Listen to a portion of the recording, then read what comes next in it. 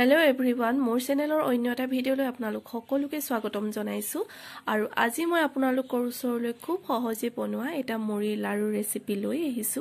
আশা কৰো ৰেচিপিটো চাই ভাল পাব। খুব কম সময়তে আপোনালোকে এই লাৰুটো বনাব পাৰে কম সামগ্ৰীৰে আৰু সৰু ল'ৰা-ছোৱালীৰ বিশেষকৈ এটো বহুতেই প্ৰিয়। তেতিয়াহলে চাওঁচোন আহক মই কেনেকৈ বনালো। এইফালে লৈ লৈছো গুড় ইয়াত মই 250 গ্ৰাম গুড় আছে। এইখিনি মই মিহি মিহিকে কাটি ললো যাতে সোনকালে হৈ যায় আৰু এইফালে লৈছো মুড়ি পেকেট এটা। এটো 20 টকীয়া পেকেটৰ 180 গ্ৰাম থাকে, কিন্তু মই গোটেইখিনি নিদু। ইয়াত মাত্ৰ মই 100 গ্ৰাম হে ব্যৱহাৰ কৰিম। আৰু এফালে পাতি ললো ডাঙৰ কেৰাহী এখন। আপোনালোকে নন ষ্টিক কেৰাহীও ব্যৱহাৰ কৰিব পাৰে, সেইখনত বেছি ভাল হে। মই এনেকুৱা ডাঙৰ কেৰাহী এখন পাতি ললো আৰু এখন গৰম হৈছে নাই চাই লৈছো। এখন ধুনিয়া জুখত গৰম কৰি লব। গৰম কৰাৰ পিছত একেবাৰে গেছৰ ফ্লেমটো লো কৰাৰ পিছতহে আপোনালোকে গুড়খিনি ইয়াত এড কৰিব।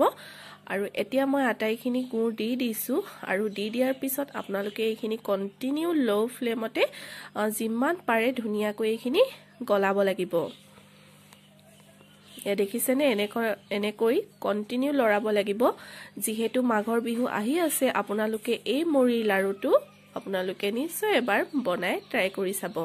আৰু এই লাৰুটো আপোনালোকে 2 সপ্তাহলৈকে আপোনালোকে কন্টেনাৰ এটাত ভৰাই থব। একোৱে নহয়, বহুতেই ধুনিয়া মচমচিয়া হৈ থাকে।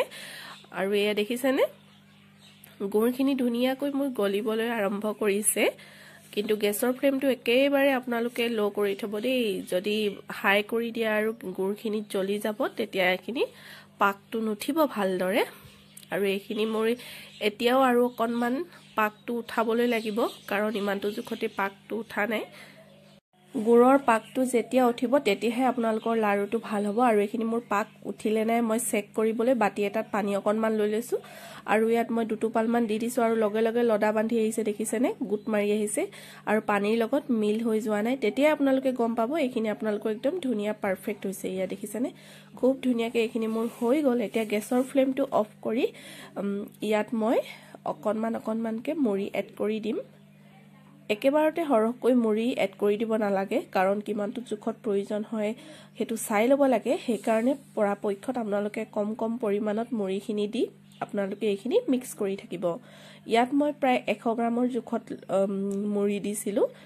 ধুনিয়া পাৰফেক্ট জুখ হৈ গ'ল। আপোনালোকে এইটো জুখত যদি বনায় আপোনালোকৰ ধুনিয়া হৈ যাব মুড়িখিনি। এয়া দেখিছেনে মুড়ি লাৰু কেইটা ইমানটো জুখত দিয়াৰ পিছত এতিয়া ভালদৰে এইখিনি মই মিক্স কৰি লম। গেছৰ ফ্লেমটো কিন্তু অফ কৰি থৈছো আৰু লগে লগে খৰধৰকে এইখিনি লাৰু বান্ধিব লাগিব। আৰু হাতত আপোনালোকে কিন্তু দুইখন হাততে পানী লগাই ল'ব দেই, নহলে বহুত গৰম হৈ থাকে আৰু হাতত জ্বলি যায়। যদি অকনমান লাৰু বন্ধা নাই টান নিচিনা হয় তেতিয়াহলে আপোনালোকে গেছৰ ফ্লেমটো একেবাৰে লোকে দি এতিয়া মই আকৌ অকনমান লো কৰি দিলো। এয়া দেখিছেনে লোত থৈ দিব, একো নাই।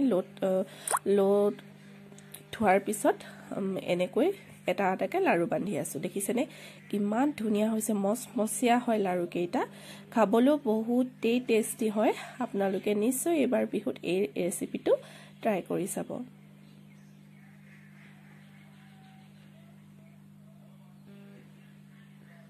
এ দেখিছেনে মোৰ বানি হৈ গৈছে আৰু বেছি নাই, কেইটামান বনাই আছো। যিহেতু ঠাণ্ডা হৈ গলে এইটো মানে লাৰুটো বানিবলৈ অকনমান অসুবিধা হয়, যিহেতু মই অকলে বনাবলগীয়া হৈছে। সেইকাৰণে গেছৰ ফ্লেমটো দি থৈছো আৰু একেবাৰে লো কৰি থৈছো। তেতিয়া গুড়খিনি ধুনিয়াকৈ গল খাই থাকে। আৰু এয়া চাওক কিমান ধুনিয়া হৈছে লাৰু কেইটা। আৰু 100 গ্ৰাম মুড়িতে বহুত কেইটা লাৰু ওলাই। এয়া দেখিছেনে কিমান ধুনিয়া গোল হৈছে মোৰ লাৰু কেইটা। আজিৰ ৰেচিপিটো ইমানেই আছিল। কেনেকুৱা পালে জনাব। যদি ভাল পালে প্লিজ লাইক এটা কৰি দিব।